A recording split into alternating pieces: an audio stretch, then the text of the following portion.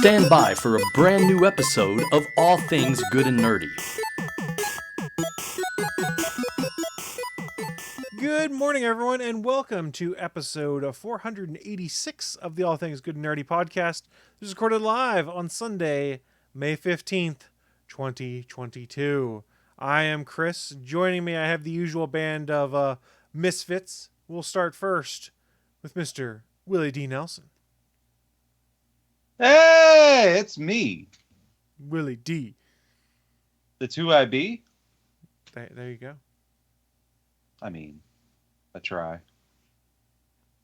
And of course, I'm not alone, and Willie's not alone either. We're also joined by Mr. Anthony Bachman. Today I'm a chocolate malcontent. No longer a miscreant. Okay. Change it up. I guess I'll allow it. I don't know. We have freedom to say whatever you want as long as it's not copyright infringement that requires me to edit. Or trying to bring back certain social phrases. Or certain characters I was going to say, but social phrases would also apply. That works. Don't you give me shit, Chris. Throw a fireball at your face. I'm a wizard. Thank you. Thank you, Nate's not Anthony giving Jericho. the worst Canadian. He's the best worst Canadian. Well, he's a bad guy. He's supposed to be the worst right now. Yeah. It's funny. There was a point where I really didn't like Jericho. And my buddy we were bullshitting about wrestling one time. He's like, you don't like Jericho because he wants you to not like him, right? And I'd understood, I knew wrestling was fake at that point, and I knew, or not fake. It was produced. I knew there were storylines, I knew there were bad guys, I knew there were heels, but I don't think I'd really wrap my head around the fact that Jericho's entire persona was designed to make you hate him. I'm like, oh wait, he's just really good at his job. Holy shit.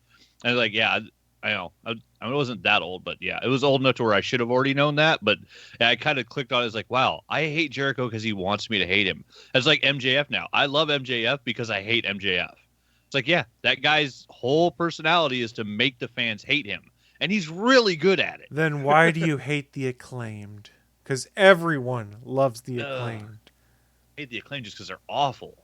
It's Scissors. just cringe. Yeah. The dude bros with the scissors. It's cringe. Though the ass boys trying to use all of Dad's old catchphrases and hand signals interview was kind of funny. When Billy was just telling them both to keep shutting up. Nope. So we're going to raise our hands and then point to... Nope, shut up. That part was funny. I like that. They should just write Danhausen a check for coming up with ass boys. Oh, they should just write Danhausen all the boy. checks. I love that dude. He's so much fun. And damn, he got squashed. Did you click a button? Or are you just staring at the screen? For what? Oh, Willie's saying I'm an ass boy, and it looked like you went and hit a button and then... Oh, he's trying to save it to clip it later. No, I didn't even hit the clip button. That's over here. A joke. Just go with it. You should have clipped it. Willie's singing about being an ass boy. That's clip worthy. Yeah. Apparently, he's finally filled up his Willie clip library. I better say something interesting. I don't know that I filled it up. I'm just lazy. Fair enough. I mean, I can't remember the last time I added a new one to Willie's clip library. I think it was probably his Gandalf the Grey when I added that. His taint wizard? Yeah. I mean, Willie's wizard also. It's true. You shall not pass! Yeah, just cut it off right there. Willie's a wizard, just like Chris I didn't do Jericho. anything. So, Willie, how do you feel after having a bit of time back from your trip from Tulsa? Are you unknowingly going on any more convention trips in the near future? Hell no. Like I said, I forgot about that one until the day before we left. I'm kind of anticipating. I thought it was next month. I'm kind of anticipating a call from Willie next week. Hey guys, I'm in Missouri for a convention I forgot about or something like that.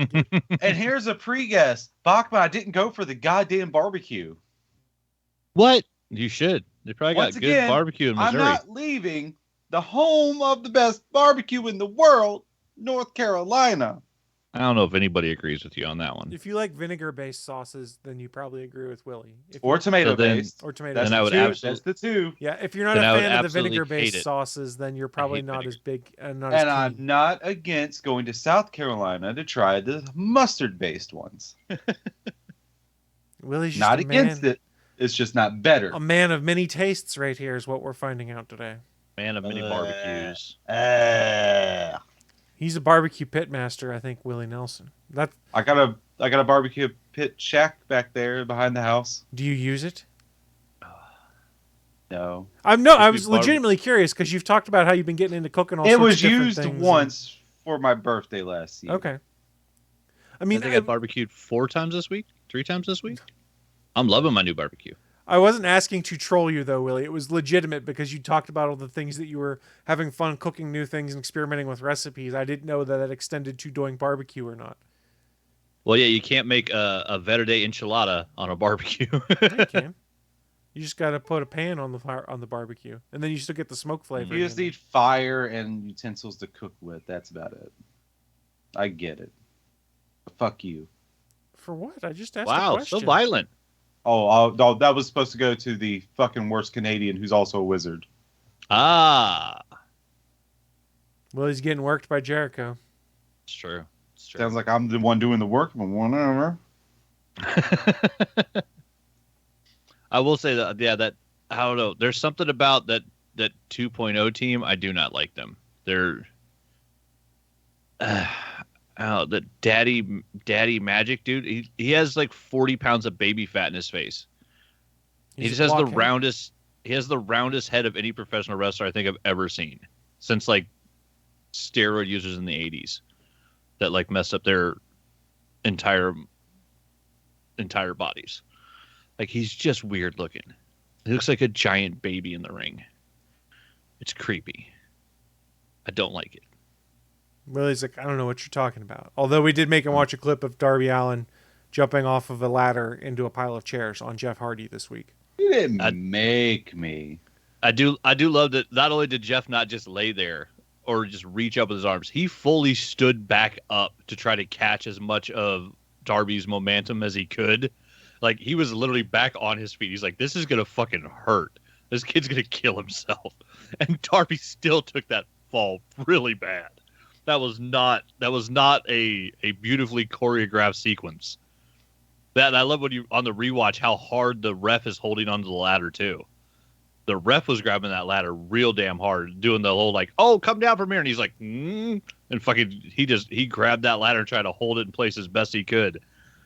That was a hell of a jump. Well, I mean, it was what, like a 12 or 15 foot ladder on top of an elevated wrestling ring. So Yeah, that's I think it's a 15-foot ladder. The ring's like 4 feet off the ground, and the chairs themselves are, a foot and a half off the ground. So, yeah, he fell a good 15 to 18 feet and then hit steel. Like, ow, that kid he's fucking tough. yeah, but if you're not careful, that's the stuff that shortens careers too. Oh, but see, I've been saying that too, and Jeff Hardy was in the match with So- him. So obviously it doesn't. This is not me taking a shot, but Jeff has had substance abuse issues in the past, probably predicated in part because of his pain, I would Sure. imagine. Well, and that's the crazier thing. Like, I can understand CM Punk, like the brawler, Mr. Clobbering Time, being, straight edge, no drugs, no booze, no alcohol, no painkillers, no nothing. Darby Allin being straight edge boggles my fucking mind.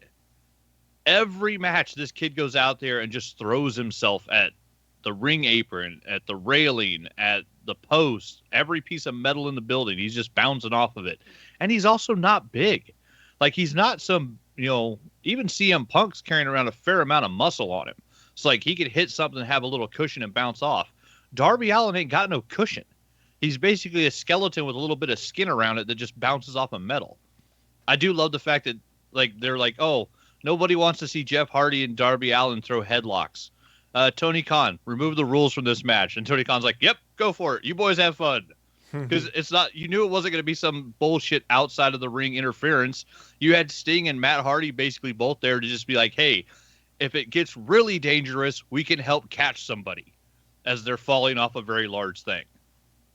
Yeah, that match was fucking. It was insane. I think that was the best thing I saw this week. I got all caught up again on wrestling, so it was nice. Though, yeah, our poor Danhausen got squashed, but he'll be back. He won though. He got the friendship of Hook. Yep, he won. Now we have Hookhausen. He got the Hookhausen, so yeah, he won. I did like that because he actually tweeted that he won. He's like, I won, Hookhausen. For Willie, you're not aware, and we'll migrate off to another topic here in a second. But Hook is the son of Taz, if you remember Taz from ECW days, and then WWF. Yeah, the human suplex machine. I thought Hook was played by, his name is not coming to the top. Dustin of my, Hoffman. That's it, yeah. We knew where you were going. Same hair, remarkably. Same hair.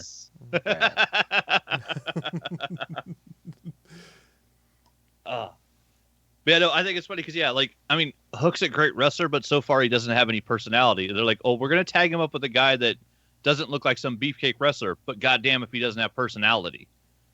Because I'll bet you right now, Hook could probably teach Danhausen a thing or two about suplexes. And you know Danhausen can damn sure teach Hook how to do some work on the mic. Like, that's a good fucking combo to put those kids together. It's Rock and Sock 2.0, basically, is what a lot of people are equating it to. I didn't think about it, but yeah, that works. So yeah, the Rock was over for sure, but he didn't have the personality like that he ended up with until after he worked with Mick Foley. Like, yeah, they changed a lot after they worked together. Now I just want to rewatch Rock This Is Your Life on YouTube. I want to watch the I Quit match where they had to use audio tape. Yeah. Oh yeah. After the Rock actually knocked Mick Foley unconscious, because that's how fucking tough Mama Foley's boy is he actually let himself get knocked out. No, the Rock went overboard with the chair shots. Is partly what happened in that one. Well, I mean, it was that and Mick Foley just being like, "No, I can take another one. I can take another one." Mick wasn't cool with the number of chair shots that he took in that match. Especially with his hands handcuffed behind his back. Yeah. So it was completely unprotected. No. Yeah, which you never see in wrestling anymore. Everybody's able to get their hands up. You don't see a lot of chair shots to the head in wrestling anymore. Yeah, it's always chair shots to the back or to the legs, which is definitely better. But also, though, I have been surprised to see how much in like the realm of DDTs and like pile drivers are back in AEW. Where for a while, like, I mean, like no one in WWE is allowed to do a tombstone other than the Taker. Like, he's the only guy trusted to do that move. And like just a lot of DDT stuff went away because you're just dropping people on their head. A whole lot of that stuff is back in AEW. So, I mean, I'm assuming, Dustin and them are training those kids very well to make sure people's, heads are, tucked between people's thighs correctly so that they're not bouncing off their head as hard as they could be. Right. The whole thought of that is the person performing the tombstone takes all the impact on their legs because the guy who is receiving, in kayfabe terms, tucks their head. Yeah, as long as they get their head in the right position. Because we don't need any more Stone Colds out there where he's got 4 plates in his neck. Something like that. Or 4 Vita furs into a plate because somebody dropped him on his head and like didn't let him tuck his head at all. Like fucking just actually piled. And if you watch WWE stuff, Big E's out because someone botched a suplex on him and he broke his neck. Is that what it was? I saw that he broke his neck, and I saw his videos, which was really cool for him to like instantly that night, like posting to fans like, "Hey, I'm all right.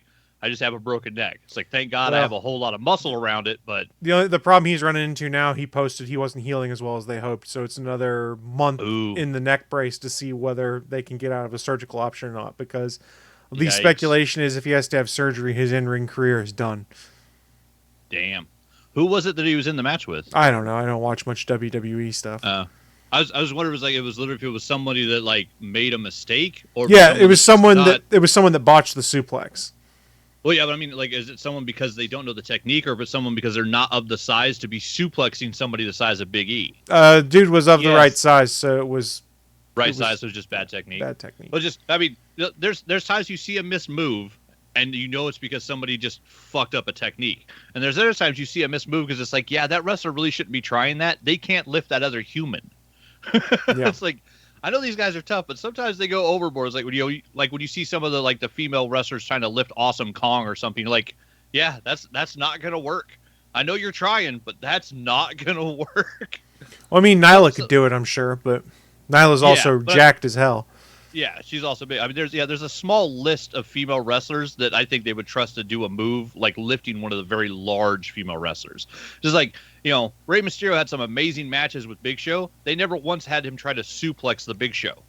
That it wouldn't work. Like the physicality of that, no matter how strong Rey is, his body would not be able to lift up the Show. So they worked around it and made really good fucking matches where he was just basically like a mosquito flying around smacking Big Show from 100 different directions. Like, what if the Flash fought the Juggernaut? It's the Juggernaut. I love the Ray fucking Big Show fights because those two worked really well together in matches that shouldn't have made any sense. And they told good stories. Like they made them make sense. That shit was entertaining. You're not wrong, but you know what else is entertaining? Oh god. Watching Willie's face was we do wrestling talk. I was going to say the news of the week, but that works too. I know. Live from the ATGN studios on the internet, it's the news of the week.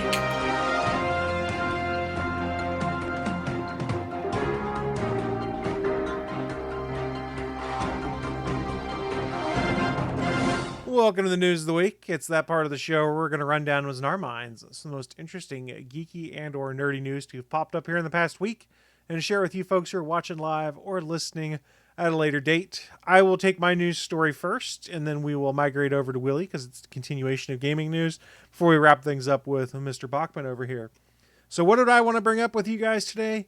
Game delays. We got some more to talk about here, and this will be an interesting topic to bring up because I don't think that the fan reaction is necessarily too over the top when you start factoring in what all might be going on. But what happened this week is it was announced that Xbox/Bethesda is going to be delaying two of their games that are originally supposed to be dropping in summer 2022. This is Starfield, which is the new space-based RPG from Bethesda, and Redfall from Arcane.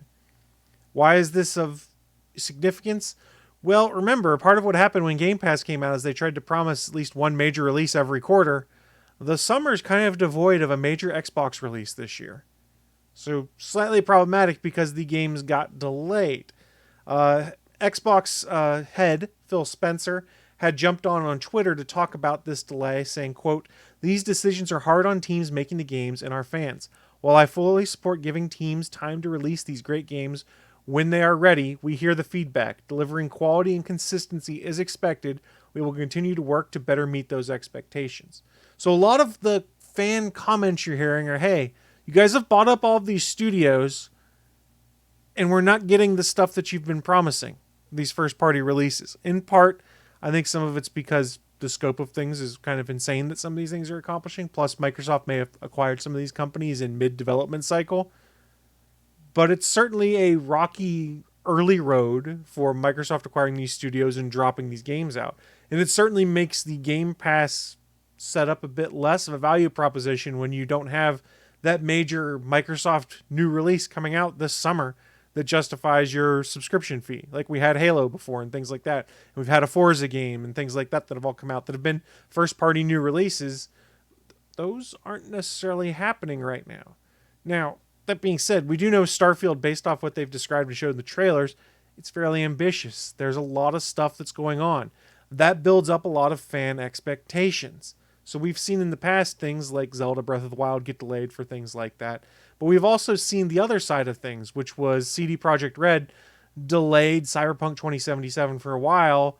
Then they did eventually drop it, and it was not what was promised. And when we got through our year of patching on Cyberpunk, it was much more in line with what was originally promised. So maybe it's because I've migrated into more of a casual gamer. I'm not as upset about these delays because I've got other stuff I'm still playing. But it is frustrating and slightly concerning that Microsoft's bought all of these studios and everything's getting delayed. And what I'm kind of glossing over right now is we're still in the midst of a global pandemic that shifted all sorts of work and development schedules. There's all sorts of life events that are arguably getting in the way of developing some of these things, but that can't be the excuse forever. We're seeing other companies get things out and develop them and release them on time or with less delays associated with them. So I do kind of have my concerns that this latest round of delays is problematic for folks that are bought into the Xbox ecosystem because we're seeing more and more, okay, we've got all these studios, but we can't get the games out the door. Now, hopefully, when the games come out the door, and if they're good, everyone forgets about it. But if the games don't come out, people aren't going to forget about it. And one last thing I wanted to mention on this thread before I kind of kicked it over to you guys for comments is, are you guys familiar with the gaming reporter Jason Schreier, who used to work for Kotaku and stuff, works for Bloomberg now, gets a lot of breaking news, things like that? Yeah, I think I've only heard the seen his name. articles like when you've retweeted them. Yeah. Yeah, so he had posted something interesting in regards to the delay of, wow, brain fart. Starfield. Sorry, I was having a complete brain fart moment there.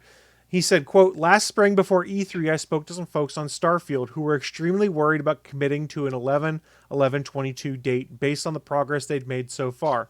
Next Cyberpunk was the term they'd floated around. Good on Bethesda for delaying even after announcing that specific date." So, one thing to note is this was supposed to be a late 2022 release for Starfield. It's first half 2023 right now, assuming there's no more delays. So it's potentially somewhere from 1 to 6 month delay, 7-month delay. I like it now when you just Google Starfield and you get your articles listed, you get your images, and over on the right you get kind of the Wikipedia entry, and it now instead of saying release date, it says initial release date, 11/11/22. Because it's a great number date. So it works good on posters. But because Skyrim was released on 11/11/11, so it was Uncharted 3, so it was Batman. Was the second one? The Watchmen Arkham movie City? came out on Arkham City, Arkham City. Arkham City was also, I believe, was also released on 11/11/11. I remember that. Yeah. Yeah, no, I just like that they actually changed it to the release date. It says initial release date. Oh yeah. I mean, So they can have the actual. What is Starfield? Has there been a trailer or anything yet? there's been a there's couple a- trailers, I think. Yeah, there's trailers. Well, besides just showing space for a little bit with some and all of a sudden Starfield coming. Yes, there was a gameplay trailer that Sometime. came out too. Yeah, it Oh, kind I of remember. looks like a very up to the moment, like cyberpunk level, high end version of No Man's Sky. Like if you just made No Man's Sky with the best graphics ever and made it a fully realistic world, is the way it reads to me watching the trailers.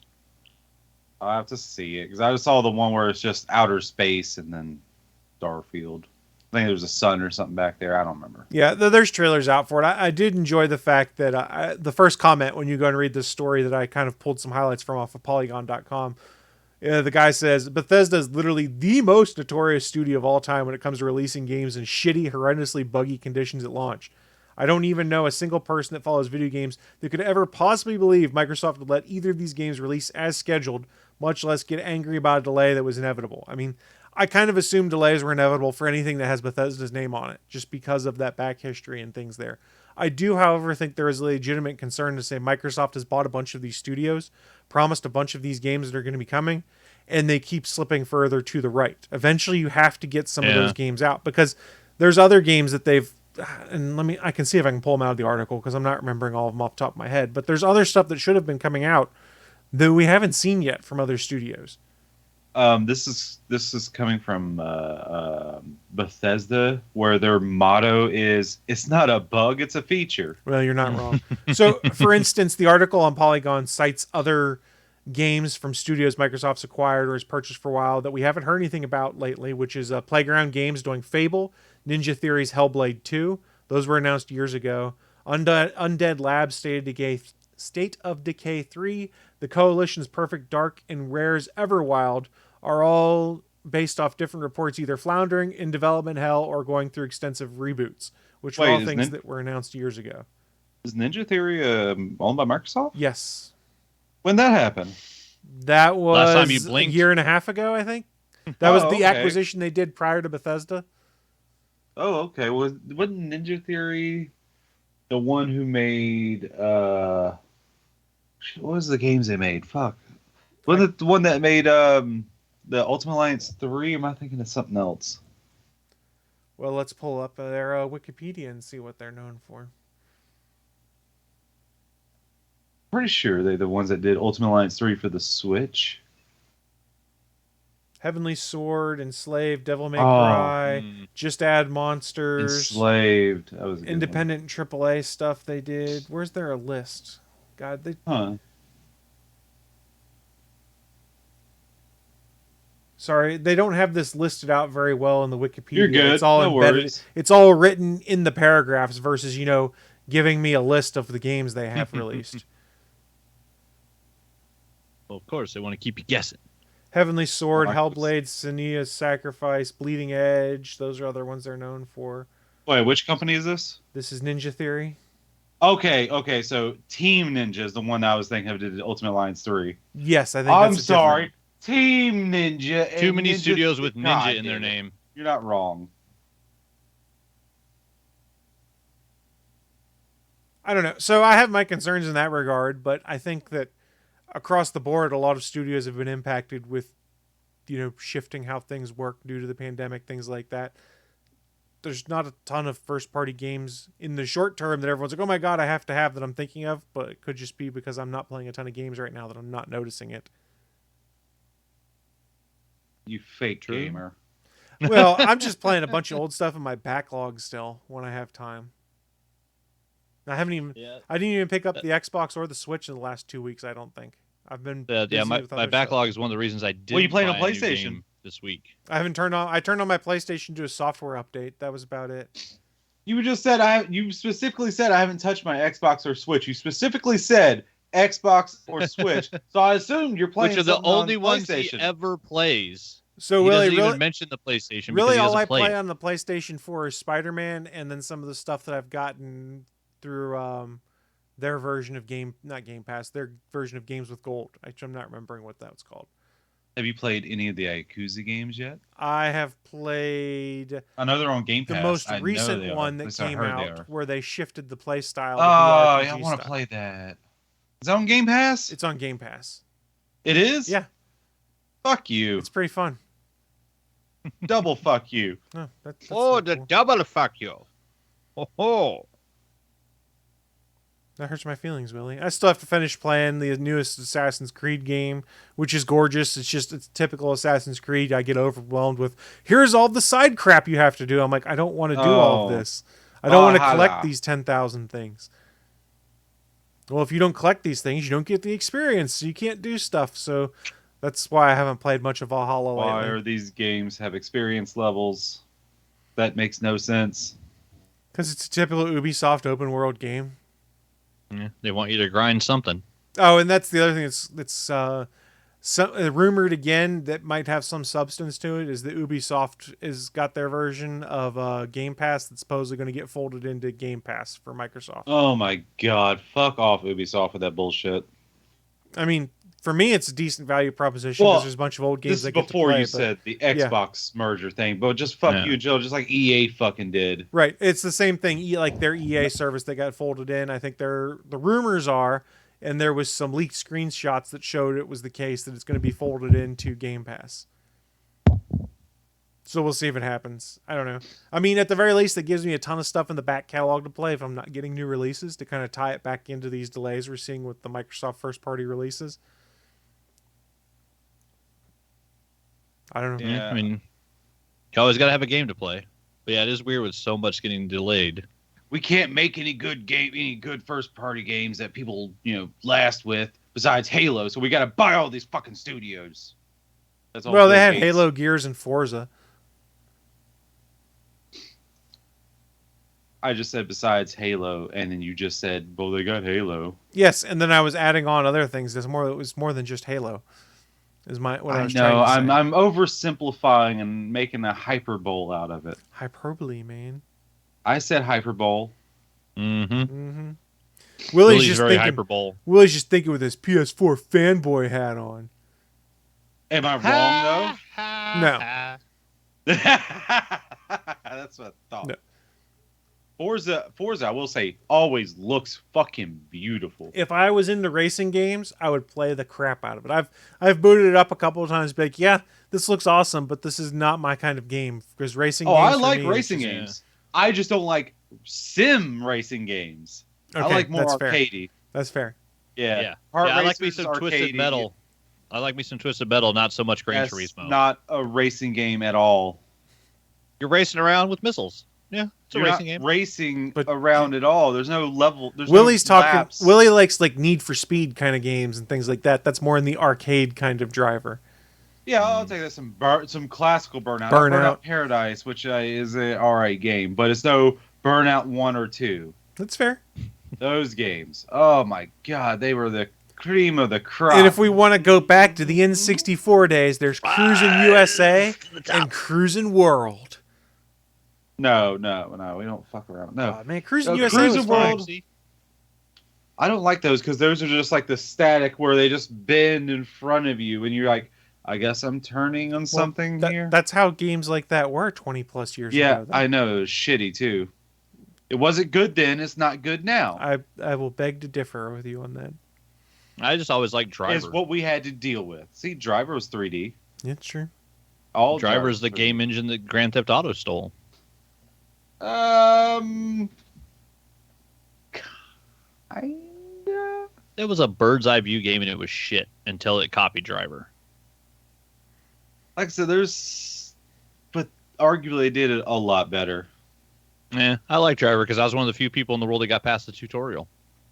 I got past the tutorial with the cheat code. Or I might Well, did. that I don't would do remember. It was one of the two. I think the cheat Yeah, that code game was there. fucking difficult. Oh yeah, turn off the timers and that game's so much better. Cheat codes for the win. Mm, Now it would just be locked behind a microtransaction in today's world. it's Because true. I was just sitting there trying to play this because I don't know what a slalom is. You go left, you go right. You go left, you go right. You go left. Yeah, you but go I right. know It's it like doesn't a tell you snake. what it is. If you never heard of the term before, as a kid, how are you supposed to fucking know what that is? Dictionary. Yeah. Keep dicks out of kids. Everyone. That's a rule for everyone. Whoa. Whoa. That's a rule Whoa. for everyone. I'm looking at you, Catholic Church. Yeah, like Sinead O'Connor ripping the fucking Pope's picture in half and getting blacklisted off Saturday Night Live again. No one remembers that? Well, Willie, Oh, I remember that. let's I'm shift. Paul too. Let's shift to your news. Sinead Willie. Okay, so I got a game just recently as of Cruising Friday USA? night. Crazy Taxi? Cruising World. Simpsons Hit and Run. Oh, I wish there was a remake for Simpsons I Hit do and too. Run. It's That a one great deserves game. it. Yeah, no one. Don't you feel bad for mentioning it? No, Fuck you. because I made you 'Cause now feel bad. We don't got one. But no, I got a game called Evil Dead: The Game. The game? That's the official title. Is Evil Dead: The Game. The game, the game. I'm not sure which way it's pronounced. Oh, maybe I should. Look that up. Teehee game? Teehee. Teehee? Sponsored by Pizza Papa. Damn right. Well, kinda, because he's in the game four Of times. course he is. Mm-hmm. We can talk about Pizza Papa now. So, Oh let me yeah, talk we can. about It's week 2. Oh, Spoilers! yeah, I forgot all Doctor about Strange that. spoilers coming your way. I don't see how that was a. But anyway, yeah. So Bruce Campbell is actually. Let me talk about the pros, and I'll get to the cons. Yeah. So Bruce Campbell is in the game 4 different times because there's. Let me start off by saying this game is an asymmetrical horror game, somewhat in a similar vein of Dead by Daylight, where there's one demon and 4 survivors. The demon is trying to stop the survivors from finding all the things on this massive map. There's only one map, but it's massive. Yeah. Like I have not seen. There's some place I still haven't seen yet. I was playing customs with some friends, and I was like, "What is this place? I've never been here." And I was the demon, so I was a lot easier to get there. It was fucking hard, but anyway. Yeah, so asymmetrical, 1-person demon. 4 people are the survivors. Out of the survivors, there are 4 different classes. You have leader, warrior, hunter, and support. Guess what the support does? It supports the rest. So, and each of the characters fits into one of these roles. And, of course, there's an Ash in every single role. Well, yeah. Yeah. Of course, you have Ash versus Evil Dead in the leader role. In the warrior role, you have Army of Darkness Ash. In the hunter area, you have Evil Dead 2 Ash. And in sport, Evil Dead 1 Ash. And they all look appropriate, Nice. with the age. Although, Bruce Campbell doesn't sound any younger when he's Evil Dead 1 Ash. Doesn't sound like he was back in the 80s. Like I said, the map is flipping huge. The point of so the survivors have to find pieces, 3 pieces of map to find the Kadarian dagger and pages of the Necronomicon. And once they find those 3 map places, they have to go get those. And it's pretty much standing in a circle like King of the Hill style while the demon is attacking you the whole time. And once you get those 2 things, you go fight off the Dark Ones. And you're also getting attacked by Deadites by the demon player through that as well. And if you defeat the Dark Ones, then it kind of flops at the very end where the Deadite player, the demon player, has to pretty much destroy the book of the Book of the Dead, Necronomicon, before it will exorcise them, pretty much take them out, expel them out of our world. There's a better word, and it's just not coming to my head. But yeah, so they have to attack the book, and then everyone else is pretty much trying to stop it. I have never seen a demon win at that point to destroy the book. That takes so much effort. But yeah, and playing as demon, you are an invisible force, kind of like if anyone's seen The Evil Dead, the camera, where the camera just flying through the woods, that's pretty much your camera. The survivor players cannot see you. They can hear you, but you can reduce down the sound you emit within the skill trees. Every character has a skill tree. Every survivor and demon. Do you have to collect experience level points or something to build all those out? Yes. Okay. Yes, you do. And found out yesterday that I think the level cap is 25, at least for the survivors, and there's a lot more spaces than 25 to put points in, so you have to make a build. The good news is you can respec your characters at any point in time. You can remove points, fully remove all points, start putting them back in as you see fit. That was going to be my next Instantly. question, is I wasn't sure if they hid that behind a paywall or something. Hey, you need to pay us 3 flaming skulls to do a respec or something like that. Mm. And as a demon, as you're going around as a camera, you can place traps in different areas that are marked. But you collect these little red orbs that are pretty much your energy, your currency, pretty much to afford to put out traps and to actually put out units on the field too, after you've upgraded to do so. You have your regular, what are they called? Just the regular everyday Deadites you can just put out with L2. And then you have your elites that you can put out with R2. And then once you put up at least 10 point or leveled up 10 times, you can actually put out a boss character. You can just put out the other 2 normally, and they're just controlled by AI. Boss characters have to be controlled by you, the demon, or whoever's playing the demon, to actually attack. If you back out of it, it's just gone. So get all the use out of that you can, because that is the best. So far, I've been maining the puppeteer demon, because playing demon in this game is a lot less stressful than playing survivor. Playing survivor, you were constantly fighting shit all over the place, left and right. As demon, you just floating on ride. You don't even know where the survivors are at the beginning, unless they do something to make it so they're where they're known. But the beginning, you're just trying to gather up stuff, level up by placing traps and whatnot. Be an easy street. Since I went through that, there's some stuff that's happened in the game that were... Uh-oh. The launch. Let's talk about the launch. So they said originally in the tweet that, we're going to launch at like 11 a.m. Friday the 13th. That's when the game's going to be coming out. And I was like, isn't every game just come out at midnight? Wasn't that an early launch? I thought it was supposed to come out like a week later. Wait, what? A week later? What's a week later? What? Like it got pushed back very late in the cycle? After I thought the original date was later. Oh. What do you mean, like another day? And then it was a surprise that they moved it up to Friday the 13th. Not that I know of. Maybe I was confused. Yeah, it could have been. I don't remember hearing anything about that myself.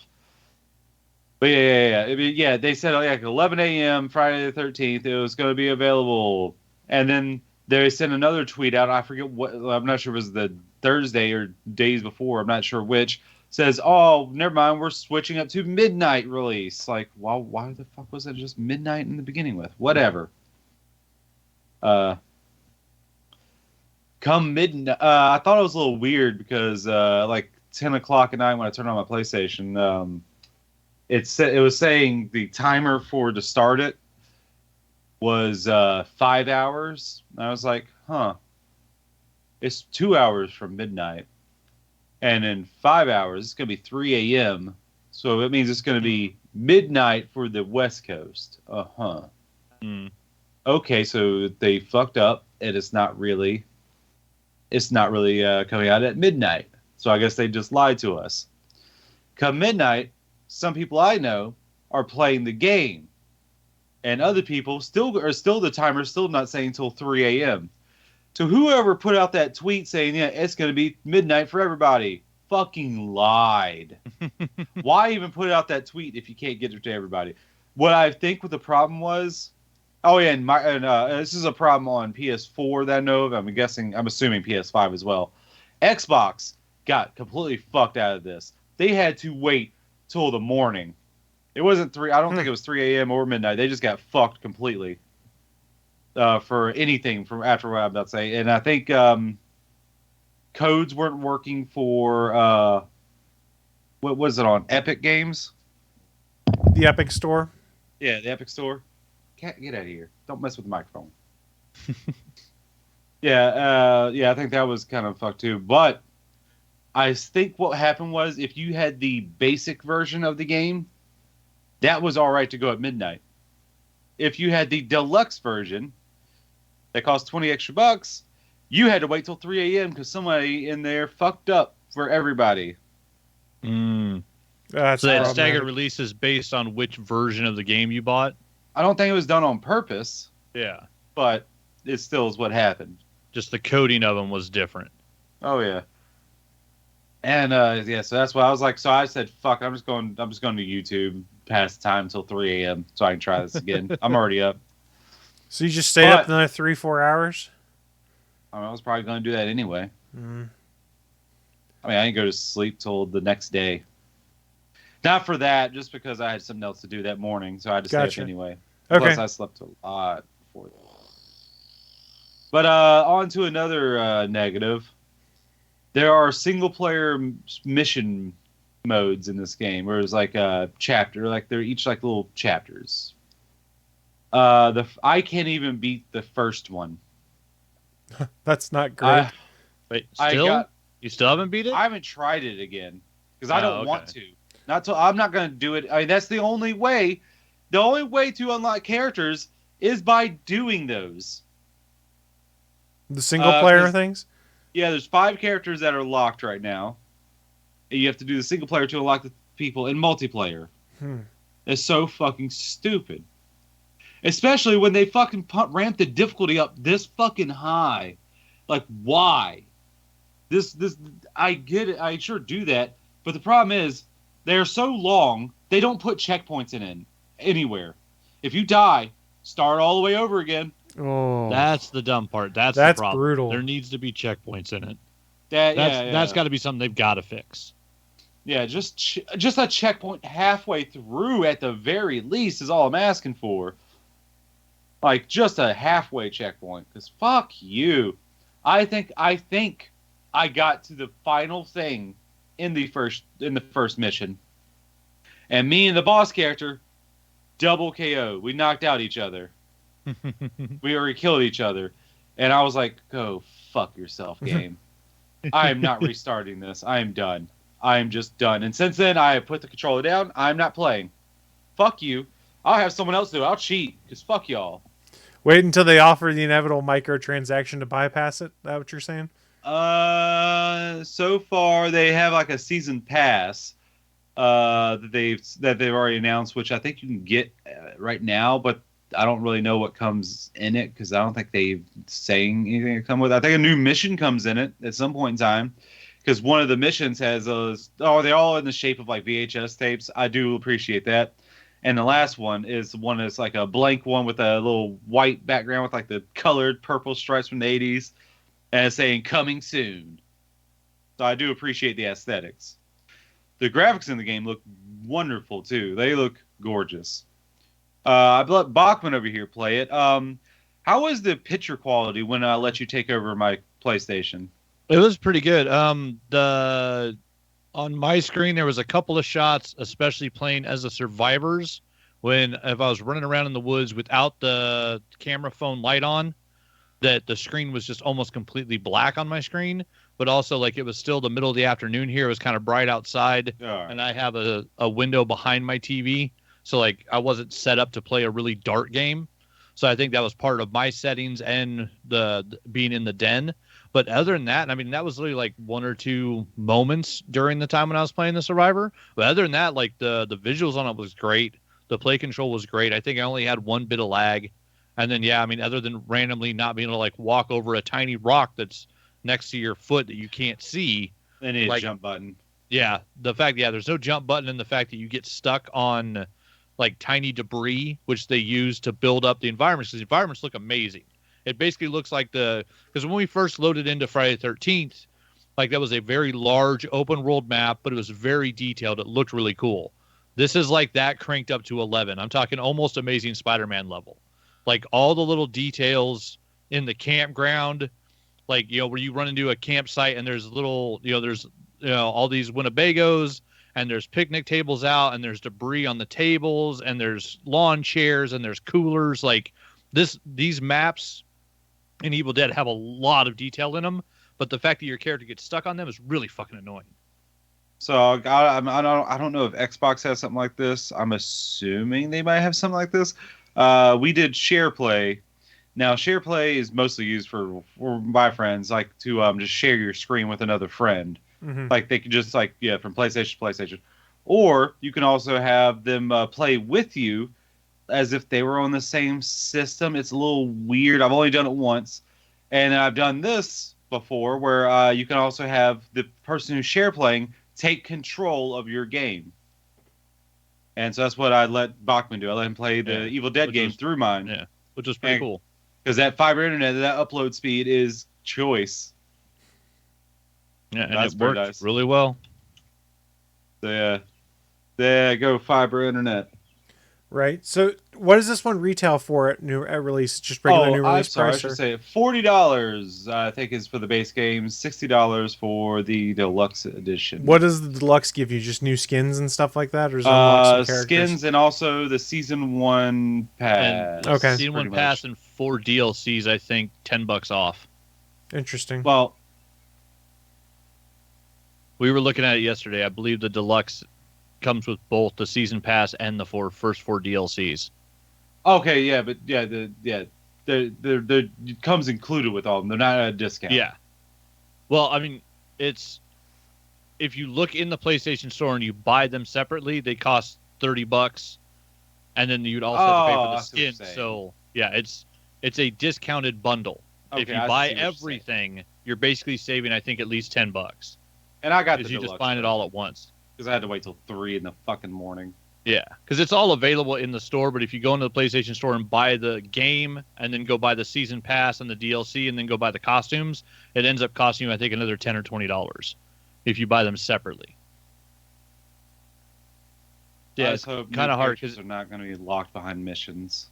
I want to get Pablo, but no. Yeah, do the fucking missions. I'm just gonna say, hey, one of my friends, you want to take over my game and just fucking beat the damn shit? Fuck this. I don't give a shit about this. You're making it this fucking hard, and I can't get any of the characters. I don't want to play this. It's too bad I don't have next week off, because I would totally do that. I'd let you. My vacation time has run out. I would let you. Well, so the takeaway here is if you're watching live or listening later and you want to help Willie beat these levels, hit him up at South Porky on Twitter. And what is it on PlayStation Network? At Willie D. Nelson? There's no at. It's just Willie D. Nelson. Okay. Yeah. Or hit up Willie D. Nelson. Not everything is Twitter, dickhead. Well, Discord does the same thing too. Fuck Everything Discord. is at. Yeah.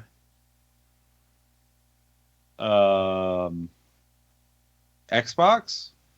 Are they at as well? Xbox. I'm not sure. I honestly don't I'm know. at Bach 2099 on Xbox. Just stop it. Never. That's on you. So, Willie, I guess if you had to sum it up, let's overly simplify it. Thumbs up or thumbs down for Evil Dead so far, based off your experience?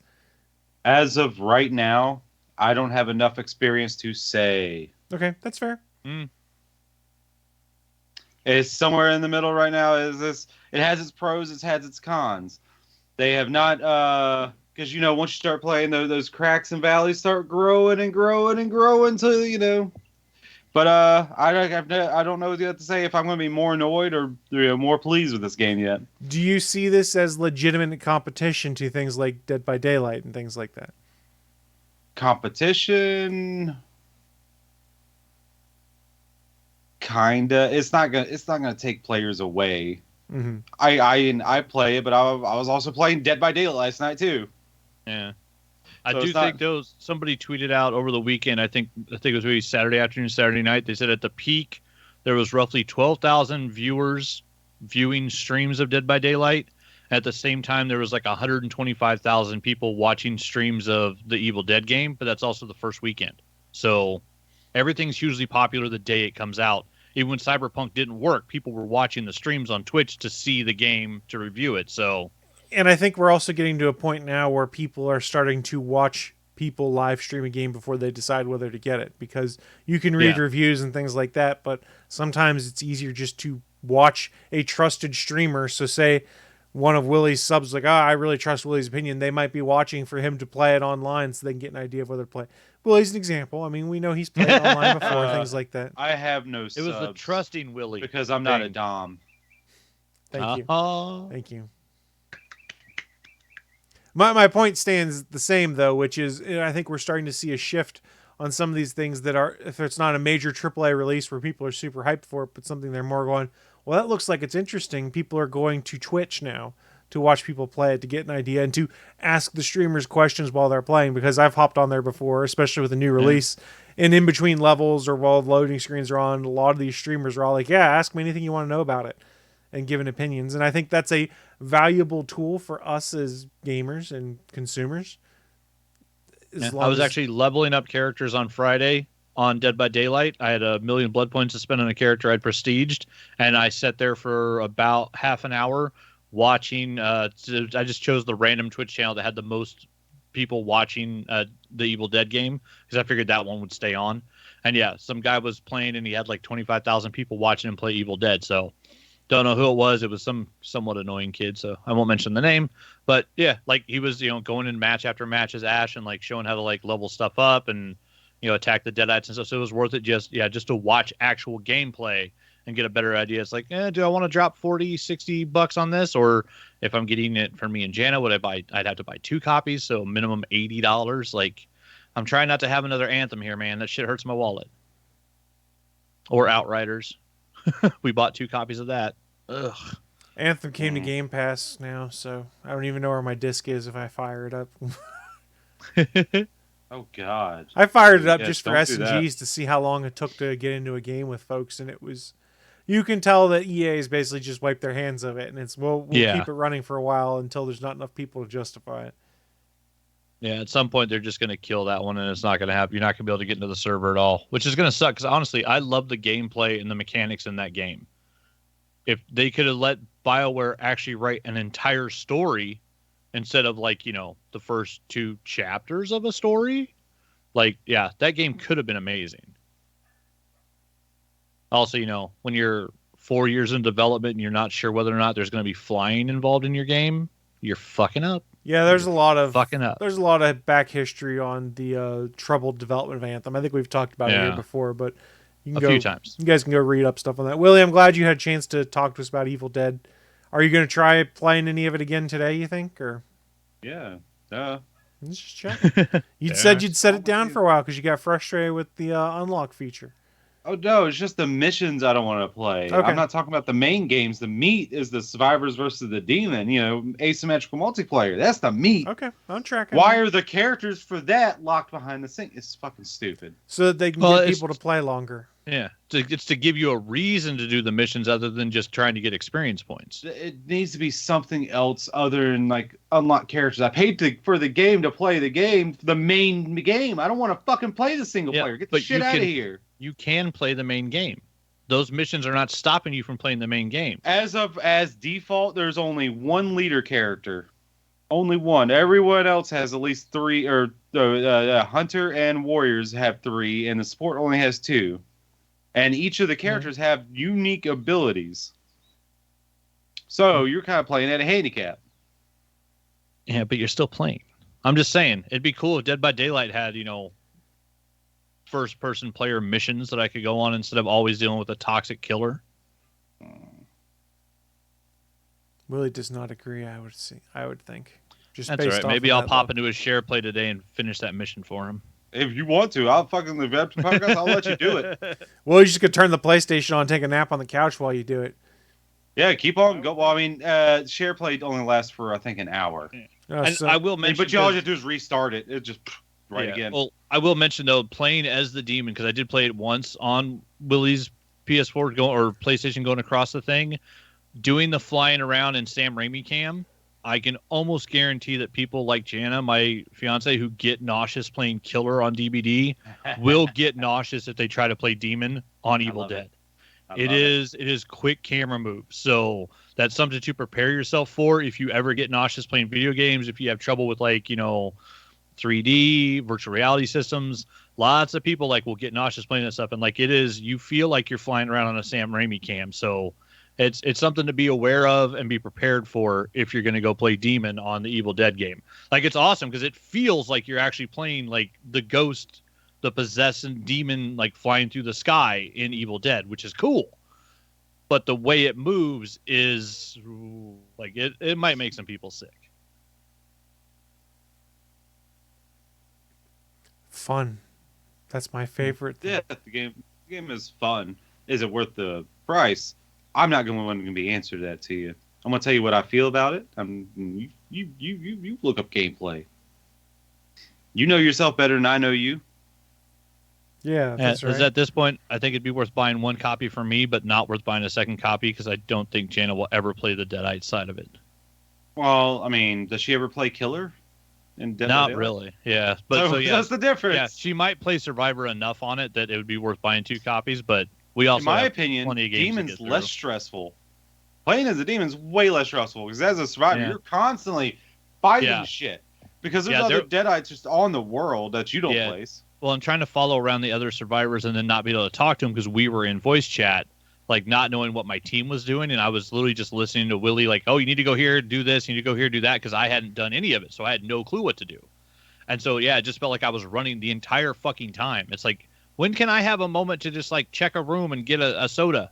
My character has no health. Yeah, it was very stressful as a survivor, which, is cool, because it felt like an Evil Dead, reality, which is good. Demon, you're just floating around getting points to put shit beat that up, beat die. Oh, there goes someone. Let me go terrorize them. Yeah, but the Demon was more fun for sure. More Evil Dead later on. So just come back next week, Willie. You'll have more opinions on Evil Dead to share. And if you're lucky, you can party up with him and play on PlayStation Network. If you want to, let me know. Willie Nelson on PSN. That is a true statement. Hey, Bachman, what news you got for us?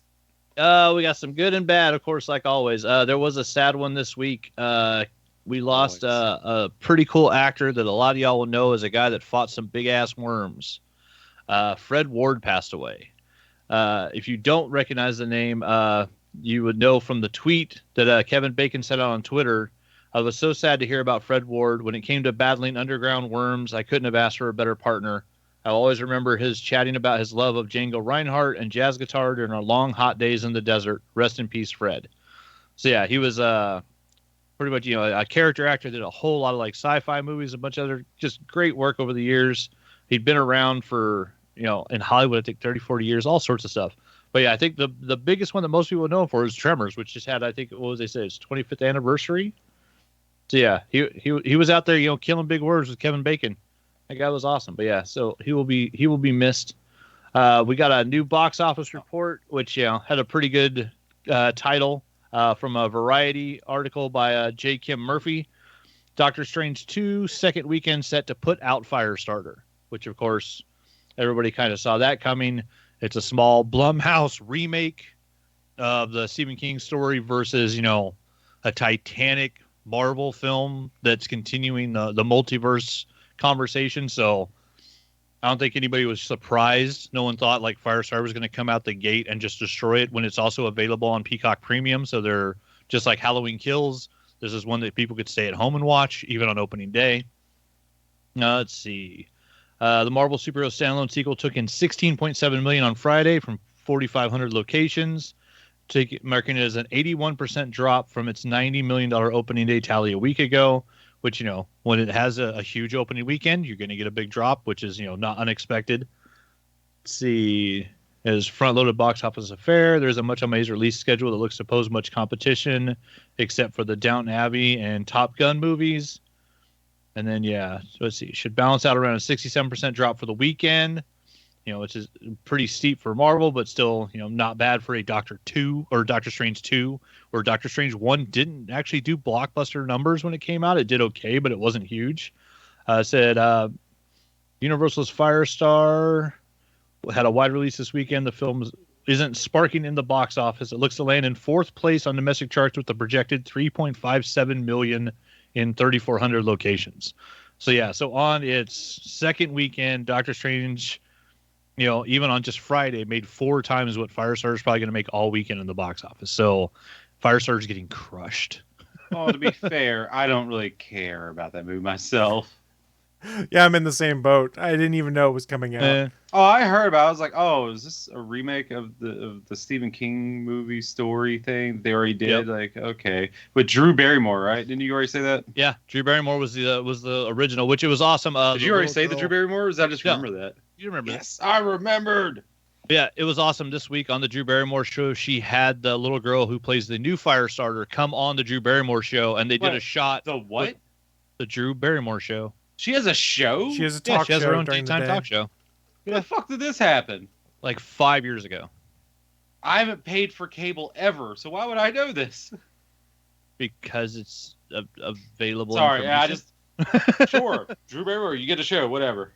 But yeah, she had the girl from Firestarter come on the show, and they did a shot with the two of them, like standing in front of like the green screen with the wind machines blowing their hair, like they're doing their pyrokinetics from the show. It was a pretty cool shot. It was just awesome. The originator of the role bringing in the actress to a daytime talk show to talk about the role that they both played. Like that's not something you see too often. Yeah, it was cool to see that happen. Other than that, let's see. The Bad Guys fell. So did Sonic the Hedgehog, dropped 30%. Or they both dropped about 30%. So they're both still, not doing bad. And then in the top 5, A24's Everything Everywhere All at Once dropped a measly 11% from last week. The film has accumulated more than $45 million in North America after today. I still need to see that.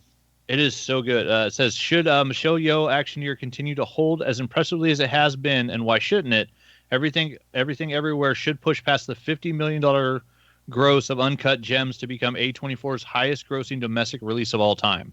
So it's on course to be the highest grossing domestic film from A24. So yeah, it's doing well, and I have a feeling like it's not going to do bad. And I mean, if it gets assuming it's going to get a release in China with Michelle Yeoh being the star, like they got to release that in China. I mean, that's Mrs. Crouching Tiger, Hidden Dragon, like that's Super Cop, like she's a badass. But yeah, like it's going to do well domestically or internationally as well. But yeah, domestically, like it's still kicking ass for its small independent film. Me and Gianna went and saw it this week. It is fucking superb. It is an amazingly made film. For those that don't know, it was made by the Daniels, which are the guys that did it's the Farting Corpse movie, Swiss Army Man. Yeah, which Harry Potter and the Riddler. Yeah, and Paul Dano. Harry Potter and the Riddler coming at you. So yeah, they make weird fucking movies, but this honestly, like I've heard so much hype about it. I mean, I listen to Slash Film Daily, I listen to Douglas Movies, I listen to the Shudder Stephen King horror podcast. I listen to Mick Garrett's podcast. Constantly listening to movie podcasts where they're talking about new movies that are coming out, especially interesting movies. And I think Mick Garrett did an interview with the Daniels talking about this movie and the influences of their family and how it originally started as a Jackie Chan project. And it was a father and son story, and they changed it to Michelle Yeoh, and it became a mother-daughter story. And like, I had so much hype going to this movie. I was like, there's no way this movie can live up to the hype. And it lived up to it and exceeded it. It is quite literally the best representation of the multiverse theory I've ever seen on screen. And it's probably explained better than I've ever read in a comic, which is amazing. Because there's a whole lot of comics that deal with multiverse theory. Excuse me, Jet Li's The One. Yeah, this is better than the one. I'm kidding. I love the one. I'm you law. I'm nobody's bitch. I love the one. But yeah, this Michelle Yeoh is killer in this movie. Like this, if she doesn't get an Oscar for this, I will be very surprised. You're going to be surprised. This is an Oscar-worthy performance for her in a very strange film that's strange enough that I don't think the Academy will look at it as like a martial arts film. But then again, Crouching Tiger, Hidden Dragon got nominated for Oscars. So it's not like they will completely avoid martial arts films. And this isn't really a martial arts film. It's a family drama that has a bunch of sci-fi stuck into it and also some fight scenes. But it really is a family drama just told extremely well with like impressively well-written sci-fi theory. Like just the script on this must have been amazing. And then what they did with it visually is just stunning. Kind of like how Hereditary was a very intense family drama with some horror stuff thrown in there. Hereditary is a horror film, but it's also not a horror film. So yeah, it's a very intense family drama. Hereditary is one of those ones, like, I bought it, I own it, I've only seen it once, and I don't know if I'll watch it again. But I also needed to own it, and I don't know why. Yeah, I've already told you, like, I was like, no, this is one you should never watch, because like this will stick with you. Like, and then I watched Midsommar. Like, that dude does weird horror films. That one I didn't like that. What was the other one What was the other one that he did? Yeah, but yeah, all of his like have like at least a sequence or two that like stick with you. It's like, oh, that's some. I just saw X, and I don't know if the A24 did that. I don't know if it's the same director or anything. No, the X is done by Ty West, which that one I'm looking forward to very much. Yeah, it's a porn shoot turns Texas Chainsaw Massacre. It's worth a watch, I'd say. Yeah, I want to see that one. But yeah, so Everything Everywhere All at Once, yeah, it's still holding tight in the box office, doing well. So yeah, it might end up becoming the highest domestic grosser. So Doctor Strange, not shockingly, is doing well, but poor baby Firestarter got crushed at the box office. That's what I had for the news. I'm not surprised. Yeah. And I guess, yeah, if you weren't watching TV or cable, you maybe not even saw advertisements for this. We've been watching, we're on to season 7 of Face Off that we're watching on Sling On Demand. So they have, they do the commercial breaks like Sci-Fi used to, and then they put new commercials in the spot of where the old commercials were. So we've seen a lot of commercials for Firestarter. I want his face off. Oh, he said the thing. No more drugs for this man. All right, I'm looking at the time right now. We are an hour and 10 minutes into things, so all right, we can start wrapping things up. I guess as we wrap things up, let's take 10 minutes. We can talk Doctor Strange with spoilers if you guys want. Oh, shit. Fair enough. I don't know if you guys had anything in particular you wanted to talk about spoiler-wise or not, though. Oh, shit. I mean, now I got to think back because I've watched so much since I've seen Doctor Strange. That's part of the problem. Yeah, this 1 week spoiler-free thing is not... Yeah, let's fucking get rid of it because I don't remember shit. No, I'll watch it again. Yeah, we can. Why not? Because that's shitty. And put if it at the people aren't very aware end. of it... That way we be like, hey, if you don't want to hear any spoilers, stop now until you've seen the movie. I'll relook at the that has the potential Wikipedia too. Just to refresh myself. I love the fact that what they did with like the Darkhold altering Wanda's view of the world basically turned her evil. Why did it look different than the Agents of S.H.I.E.L.D.? Oh, whatever. Because there's copies of the Darkhold. That's what they kind of explained it away in the movie. Which and I it's thought, a magic book. There's that one copy. That doesn't necessarily mean there couldn't be more than one, though. I It's true. think they pretty much said that, didn't they? No. Shut up, man. I'm right. There was only the one that she could find. But no, like I love the fact that because people are like, oh, this just undoes WandaVision. It's like, no, it doesn't. She came to a conclusion at the end of that show, and then now because of outside forces messing with her mind, she's gone a little crazy again. Which, if you read the comics, is pure fucking Wanda. So the people saying it undoes WandaVision, I think, either didn't watch or forgot the final after credits scene in WandaVision, where it's her Could be. studying the Oh, that Darkhold, one. hearing her children's voice in her head, where it's Yeah. obvious, that, at least obvious to me, I guess I should rephrase, maybe it's not obvious to everyone, that the Darkhold is screwing with her. That she's Yeah. becoming absorbed into it, that it's giving her tastes of what it is she wants as it corrupts her. Is this not just a... Holy shit!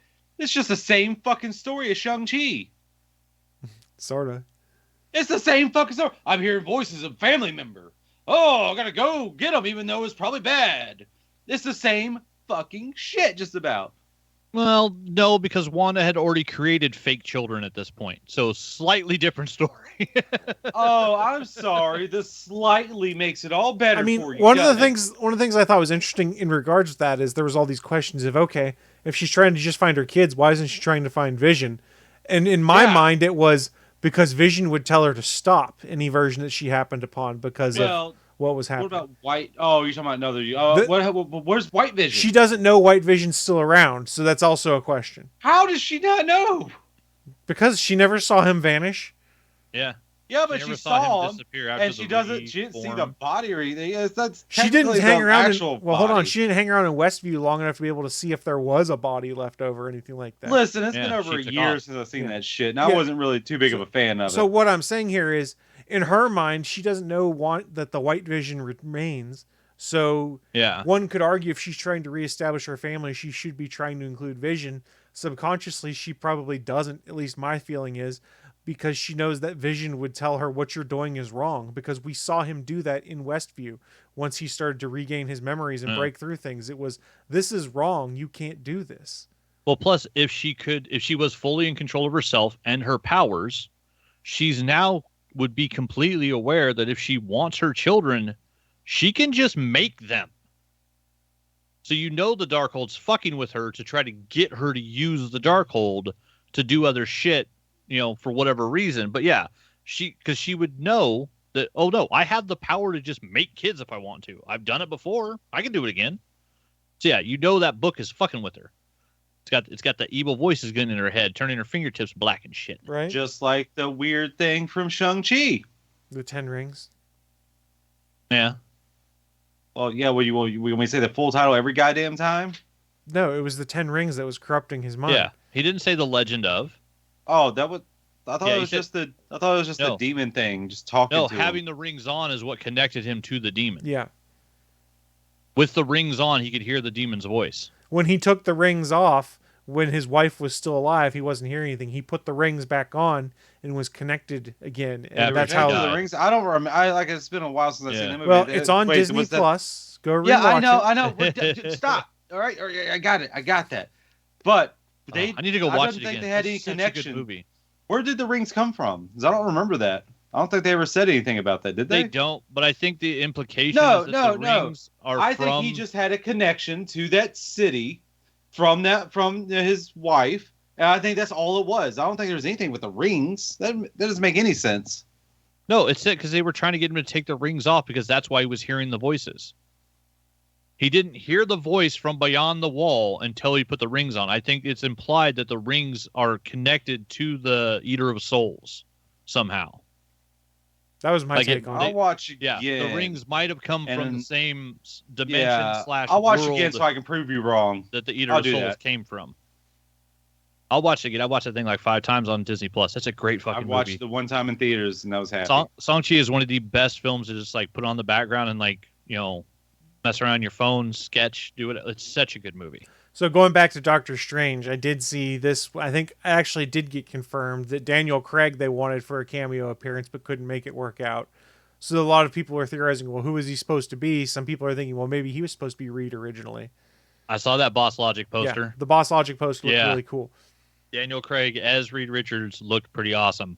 I do love to say that the Ansem Mount in Human or Black Bolt, like, I mean, when you say his name out loud, it's so ridiculous. When Doctor Strange, who loves making fun of people's names because his name gets made fun of, he's like Black a Gold back in our what? Like what kind of? That's a little on the nose, isn't it? Like that name is just ridiculous. But yeah, like how Wanda dealt with him. Holy shit, that was cool. Yeah, how is this movie not R-rated? Because you don't see the blood No of him blood. blowing his own brain out. Oh, you see nose and definitely you see out the mask get moved, deflated. Yeah, but you don't see blood or brain, so yeah, they got a lot of The violence in there implications, without though. really showing blood. Fuck you, MPAA. You don't know shit. MPA sucks ass. But yeah, I mean, we got Krasinski as Reed. And his suit was awesome. Yeah, his suit looked great. His beard looked great. Like, And now we're never going to get him as Reed Richards again. So that's an interesting question that's been theorized. There's a couple different theories of what may happen with the FF, and there's also, an open director's seat, and John I was gonna Krasinski say, yeah. has been directing things. he's done what 3 movies in a row now, Yeah. starring his wife. Like the idea that like it'd be hard What for are the Kevin 3 Feige, movies? Quiet Place. Emily Blunt, No, The Quiet Place. were there 3 Quiet Place movies? I thought there were only 2. There's 2, but I can't remember what the other one was he did. I thought they were working on the 3rd one right now. I can't remember. Oh, Yeah. I don't know. No, I think 2 have come out. I think they're working on a 3rd one. But I mean, yeah, like he's a really good director. He works well with his wife because, well, I guess spoilers. I think he's only in the 1st movie. I don't think he makes it to Quiet Place 2. If I remember. correctly. It's not the first week, so I can answer that question, right? Oh, he's in the second movie. Is he? Okay. Second I thought movie. I thought he died in the starts first off before the invasion thing. Oh, okay. So it's flashback sequences. Mm. All right. But yeah, so like Not those really two work well flashback. together. They're both incredible actors.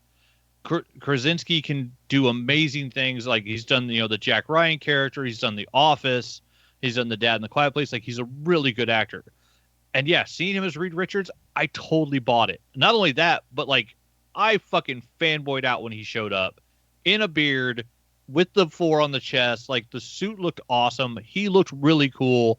And he had that kind of gravitas that Reed has in the scenes usually, where it's kind of the thing that Patrick Stewart does with the X-Men, where he is sitting there dealing with people, knowing that, Prof X always feels like he's the smartest guy in the room, where Krasinski pulled off that thing of Reed Richards, where he actually knows he's the smartest guy in the room, and he's trying not to make you feel stupid because he knows he's smarter than everybody. And so, like, when Reed Richards is done well, there's this thing about him where he almost feels sorry for everybody around him because nobody can see that he's already like 13 steps ahead of them and what's going to happen. And he's not quite like the futurist like Tony Stark, but he's just goddamn smart. And yeah, the way that they had him do Reed was awesome. And then I did love that we got yellow wheelchair Xavier, and we got the X-Men animated series theme when he rolled out in his chair. Yeah, that was great. Fucking, just that little fucking like horn section was just so cool. I was like, now that's some Illuminati shit. Like, yeah, I love that sequence. The only thing I wasn't super awesome on was just, like the Captain Marvel in that sequence. Like, it was cool that it was supposed to be, what's her name, Spectrum, when she turns into Captain Marvel. What? Who? No, is it was No, Carol's it was her- friend from Captain Yeah. Marvel 1. Yeah. But well, like her daughter has a different name. It wasn't Monica. It was what's the It's the mother's mom. name? Yeah. Rambo. I do Yeah. remember Yeah. that. It was spelled Yeah. differently. Yeah, the other Rambo. But yeah, like her suit and stuff looked cool, but it's like, I don't know, we had nothing, like no backstory for her other than just like, I guess it was just a world where she became Captain Marvel instead. I don't know. I thought her suit could have been cooler or something. Like she just kind of did the energy blast and then bam, she's dead. I was like, I don't know. I just felt like they didn't give her enough to do. Yeah, Wanda kind of So- just crushed them in a matter of minutes. Is Yeah. Wanda's power still given by the stone? Is that what they're still saying? It Or did they it change that? unlocked her the stone unlocked the power she had within is what the implication was in WandaVision. Fair enough. Because I was thinking like Captain Marvel Yeah. and her both are getting their powers from a stone, different stones, but still stones. The stone was used to unlock the witchcraft that she had within. So Yeah. now she's full out witch. witchcraft. Yeah, in a roundabout way, they Matrix. made them mutants by saying that they're being experimented with the stone, but their genetics allowed them to get powers. But they aren't even Yeah. mutants in the comics anymore either, though, I don't think. Well, they're back Yeah, and they've forth on undone that it. shit, aren't they? It's gone back and forth. Like, yeah, whether or not they're mutants, whether or not they're Magneto's kids. Like, it's so convoluted now. It's almost as bad as the Summers family line. Like, it's tough. So It's tough to keep Almost track like of. is the Big Show a face or a heel? Who knows? yeah, it just depends on how the wind blows. So there was something interesting Kevin Feige had said at the premiere I wanted to bring up because this can tie into some other conversation. He said, "There's always a method to the madness, even in the multiverse, and for Marvel fans who know that Loki and Sylvie did something at the end of their series that sort of allowed this all to be possible. He Who Remains is gone, and that allowed a spell to go wrong in Spider-Man No Way Home, which leads to the multiverse going quite mad in this." So he linked it all together. And why I bring this up is we've had on the Gonna Geek Discord at gonnageek.com/Discord, there's a spoiler channel for TV and movie discussion. We've had a pretty intricate back and forth between people trying to theorize how all of this works and arguably do the world building that Marvel hasn't quite provided for how all these are all connected yet. And there's a lot of interesting theories as to whether the multiverse existed before Kang died or not, and whether it was a matter of once Kang died, that's what caused the multiverse to create itself both in present and past and future times and give us all these different branches and things that could happen. So there's some hardcore fanboy theorizing going on. Go check it out for yourselves if you want at gonnageek.com/Discord and go to the spoiler TV and movie channel there. There's some really interesting thought going back and forth that has all made my brain hurt. The MCU is not the 616. They can fucking suck a dick on that one. No, it's the movie 616. What? Who says the comic and comic book and movie /TV series universes rather are connected? They're two separate universes. Are they? I hate that they're saying 616. It's fucking stupid.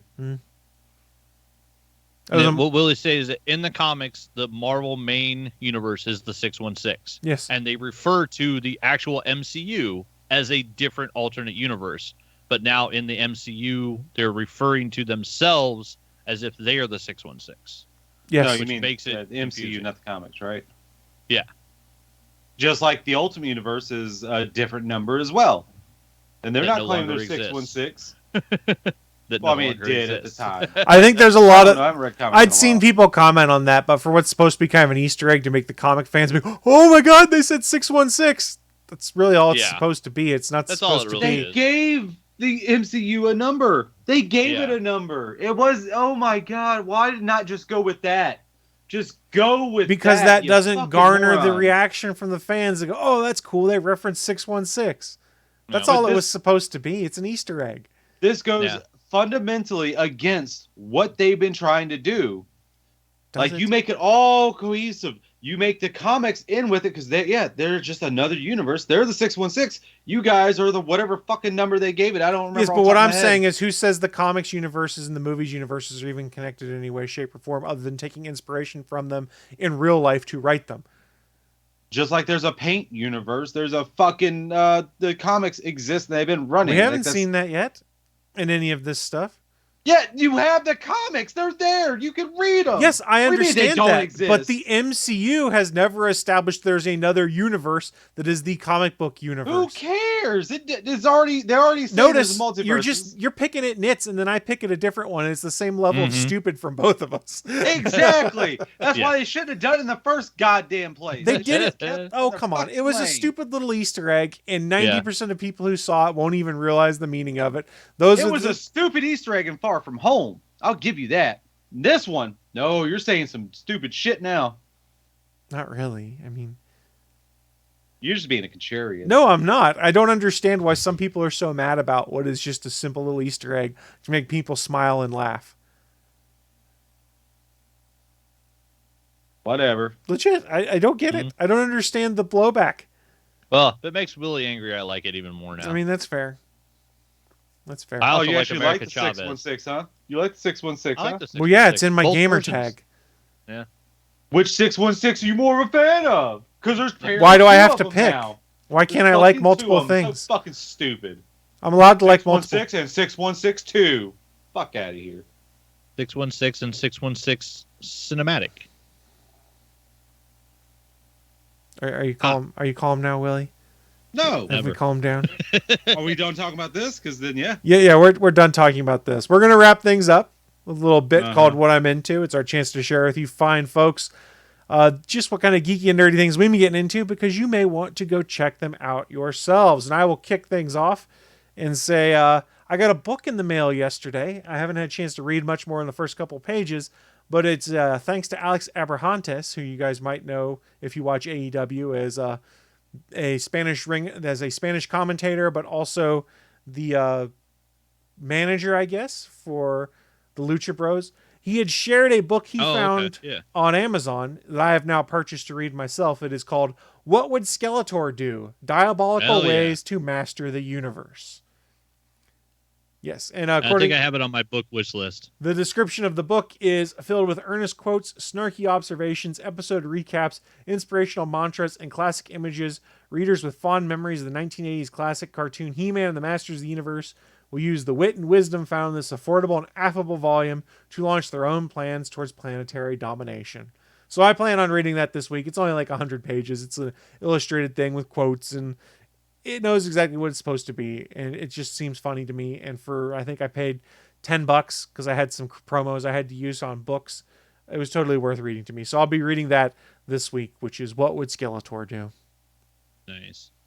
I mean, he is an icon, Skeletor. He is indeed. We should all respect the kind and benevolent Skeletor as he lords over us in life. He's also very nice and very evil. Mm-hmm. It's true. If you ever get a chance, go look up on YouTube. It is the Skeletor Show. Someone did redubs of all of the Skeletor stuff from the 80s, and it is absolutely hilarious, but it is also like 15 years old, these uploads on YouTube, so they are not of the highest quality. But hilarious.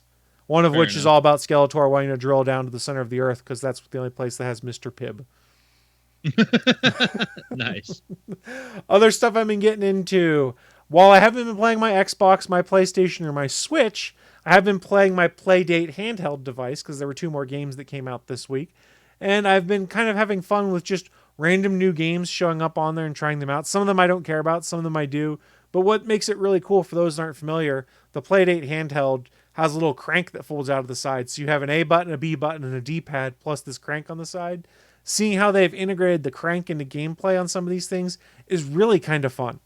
Sometimes you're just cranking it to move forward, like not necessarily the video, but like the descriptions you're seeing panel by panel. You use the crank to advance by panels and stuff like that.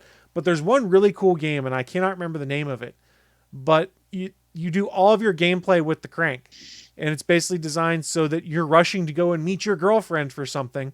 And as you're going, you advance time by cranking forward, and you reverse time by cranking backwards.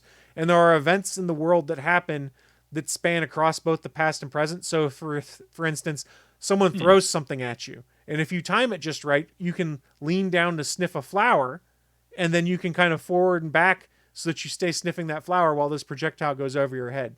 They do cool things like that, where you have to advance and devance. That's not the right term. Advance or reverse yourself through time to be able to avoid things that happen across time, whether it's happening or not.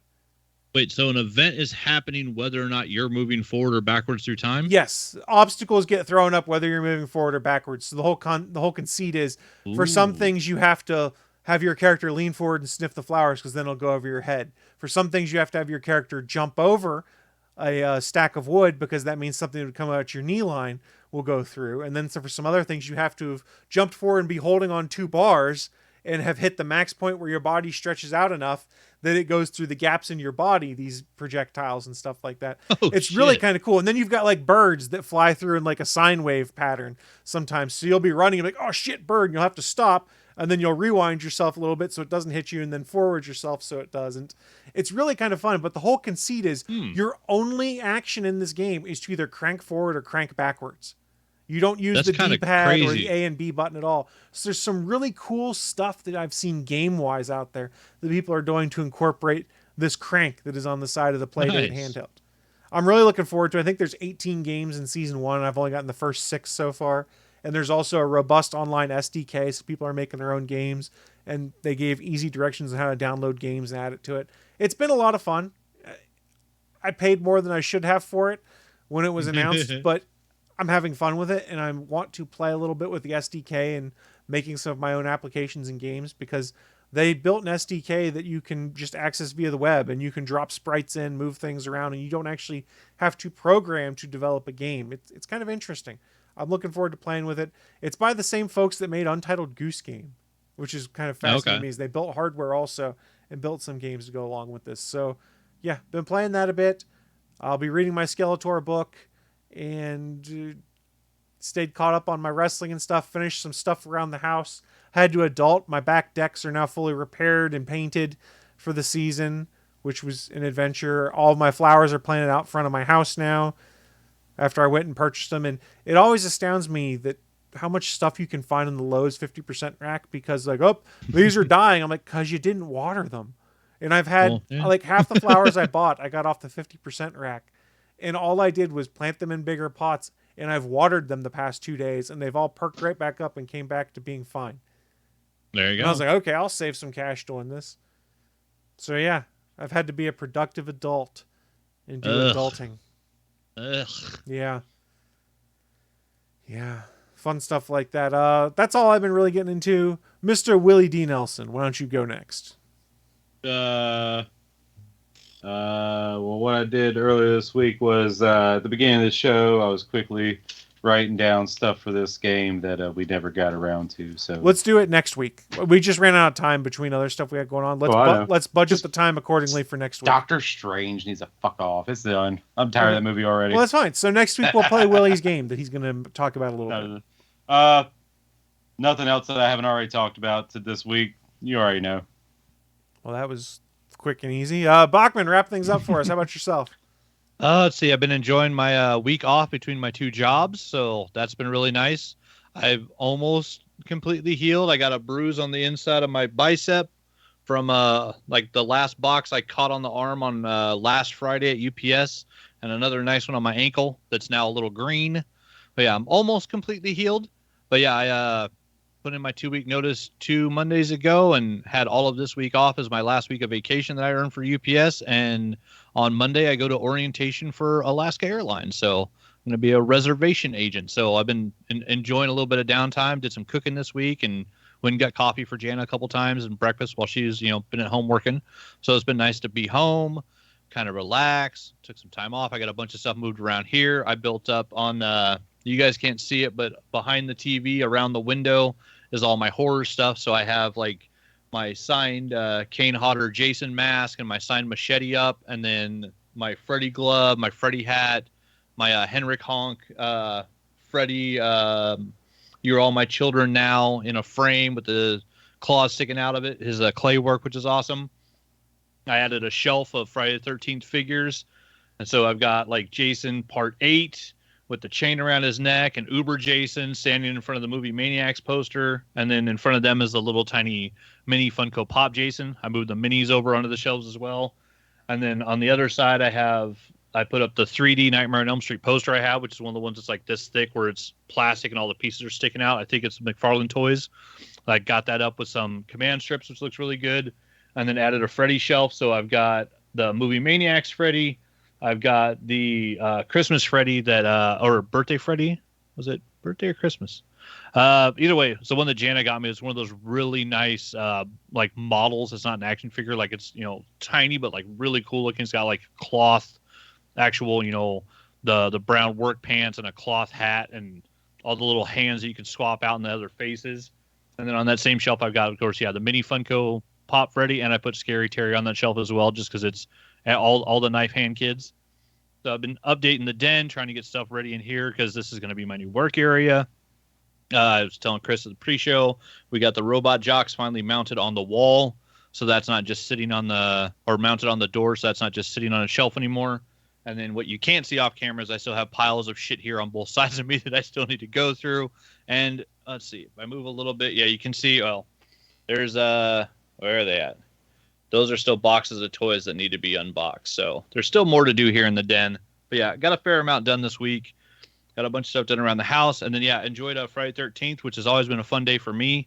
I had my parents, my mom and my stepdad were in a really bad wreck on Friday 13th one year and like walked away almost uninjured, just scratches and bruises along with my Uncle Randy. Were like their engine of the truck basically got shoved into the cab with them, and they almost went out the front windshield, like a bad wreck. No broken bones, no serious stitches, lacerations. They just walked away, which was amazing. And then a couple years later, I graduated boot camp on Friday the 13th, 1996 in September. So I always remember that day. And yeah, I've just always enjoyed Friday the 13th. And so Friday the 13th, we sat here and watched some face-off episodes. And I actually had a little fun with the Procreate that I put on my tablet. Did myself a little Jason Voorhees sketch, just messing around trying to teach myself Procreate. I'm still not great with it, but I love the way like the layers and stuff work on Procreate, and the way you can like move colors around. It's such a fun art program. Finally got to reading Mr. Mercedes, the first of the Bill Hodges trilogy. We watched The Outsider, which has a character named Holly Dibney that's in like 5 different Stephen King books. And I was like, wait, she's in all of these. I'm going to go read one of those. And I'd had Mr. Mercedes on Kindle for a while. And I tried reading it like 2 or 3 times. And I'm one of those people, I can't listen to audiobooks. I can listen to an audiobook for like an hour. And if you ask me what just happened, as soon as I stop listening and turn to answer the question, I forget it. Like audiobooks go in my ear and out the other side and nothing sticks. And I don't know why. I've had the same trouble trying to read like digital books. And I'm like, I can read digital comics, no problem, but just reading just straight text on the iPad for some odd reason wasn't sticking the way like holding a book in my hand does. So I tried 2 or 3 times. I kept restarting the Mr. Mercedes book, and I did it again this week. And I'm now like a third of the way through it. And it finally seems to be sticking. I don't know why, like the Kindle app seems to like register with my brain differently just because it's digital text. Like it's still just text on a page. But it finally seems to be sticking, and I'm really enjoying the first story. So I'm looking forward to finishing reading that, because also Paramount Plus has a show based on it, which I now have in my queue. So I would like to get this book done so I can watch that season while I now have the preview free week trial of Paramount Plus again, because we got that thinking that Firestarter was going to be on there because I had remembered wrong, and it's actually on Peacock. And then I was like, oh, I'm not going to pay $5 for Peacock Premium. But since we have Paramount Plus for the week, we could watch something on there. We started watching Jackass Forever with our dinner last night. And then after like the third gag where someone was getting like hit in the dick and they just kept pulling their dicks out, me and Jana were like, yeah, this is a bit much for dinner. And so we turned that off, and we watched The Lost City with Channing Tatum and Sandra Bullock. Daniel Radcliffe plays the villain. Great, like hilarious romantic comedy, really fun gags in it, really cool storytelling. All the character work's really good. Just all around fun rom-com. It was a really fun movie. So yeah, we watched that with dinner last night and just enjoyed the hell out of it. But yeah, reading Mr. Mercedes. Willie let me play some of the Evil Dead. Been playing some DBD, which is it's getting aggravating again. There's only so many times that you can jump through a window, take 2 steps, and then be hit by a killer that's behind you by 2 seconds, without it just being goddamn aggravating. And I've got a hardline PlayStation directly plugged into my internet router. I can't do better, and it's a PlayStation Pro. I can't do better than that than buying a PS5, which I can't get because none of them have made it to Idaho yet. So yeah, it's just aggravating that like the slow lag time back and forth to the servers lets the killer hit me when I'm trying to run away. It's annoying. And then I got a nice mail delivery yesterday where when I asked Jana when I knew I was going to ask Jana to marry me, I had already bought both of our wedding rings. So she got her engagement ring, and I have my wedding ring sitting in a shelf waiting for the wedding next year. And I decided, you know what? Why should only girls get an engagement ring? So I got myself an engagement ring, and then it already didn't fit because my hands are losing the swelling from UPS. And so I had to size it down. So my new size 9 showed up yesterday. So now I have my Mandalorian Enso ring on. So I have my engagement ring on. So yeah, I was stoked to get me a ring. Yeah, I cannot, and Chris tried to do this earlier, cannot get it to focus on the damn camera. But yeah, it's like the Mando helmet turned sideways. So it's nice. So it fits really well. The Enso rings are nice and comfortable because they're silicone. And then I got a replacement one. I used to have, I had a Kill 22 veteran ring that when you buy their rings, they're for charity. It's bringing awareness to the fact that 22 veterans kill themselves every day through suicide, just dealing with all the shit they bring back from, going to war and dealing with bad shit. And I had worn that ring for a while. Sadly, because of all the weight that I lost, that ring doesn't fit anymore. And so I just got a replacement ring because this one was on sale on the Enso site for like $10. but like it's still, it's a black ring on my trigger finger. So to me, it still signifies the same thing. But yeah, I wanted a replacement for that one. So yeah, now I've got 2 silicone rings. I don't know. I guess apparently I was just missing jewelry, so I had to get my bling on. But I got silicone bling. Yeah, I have 2 silicone rings I use for my wedding band right now, just because if it gets caught on something, it's silicone, so it's not really going to do anything to me. Exactly. Plus, yeah, a $50 ring, $40 ring, much more replaceable than my couple $100 Mandalorian ring that I will wear after the wedding. But I mean, yeah, that's something where I'll wear that sucker and I like it. But yeah, if I'm going to like play with heavy machinery or something, that thing will come off and then this will go back on. And now I also have a size 9 and a size 10. So like if we go to Florida and it's super humid and my hands swell up, I've got a larger ring that I can put on and just swap this one out. So now I got sizes to play with. Yeah, it's like why the hell the girls get to be pretty? I want to be pretty too. I want my engagement ring. So I got my pretty. Yeah. Willie, you look like you're thinking. I was going to say the Mandalorian will probably come out as a Disney princess at some point in time. This is the way. There you go. Well, it sounds like everyone's been getting into some pretty good stuff. On that note, we are about to shut this stream down. A friendly reminder before we do that, we do stream live every Sunday at 11 a.m. Eastern, 10 a.m. Central over at www.geeks.live and also www.nerds.live. You can go check out the live show there or check out the audio podcast over at ATGNpodcast.com. Before we shut this stream down, you guys have any parting thoughts for the people? One more. I did share my Fanhausen artwork, and it was then shared by the Danhausen on his Instagram. Nice. Which was pretty cool. I was not expecting that. I was like, I'll do a sketch of Danhausen today. I want to try drawing his face. I just had a Sharpie that was dying, so I was like, I'll just use that for my sketch today. Did a Sharpie drawing, and he actually shared it on his Instagram. I was like, fuck, I should have done a better version. Well, you can always do another one. Oh, I'm gonna. I got a pair of sketch cards in mind, too. Actually doing a split face of him with very nice, very evil, one on each side of the sketch card. I mean, I'm assuming it's been done 100 times before, but I'm going to give it a shot. I think it'd be a fun thing to draw. Well, there you go. Willie, any parting thoughts for the people? I need a cigarette. Well, on that note, Willie needs a cigarette, so we better shut this thing down before the Nick Fit kicks in. So thank you, everyone, for joining us, and we will see you all next week for more of our typical shenanigans. Bye, guys. Thanks for listening to this brand new episode of the All Things Good and Nerdy podcast.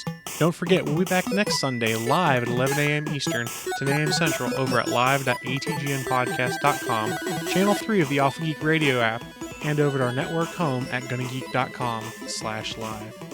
If you have any feedback for the show, please contact us atgnpodcast@GonnaGeek.com, on our hotline number at 304-806-ATGN, or even better, go to Twitter and send us a message at ATGN Podcast.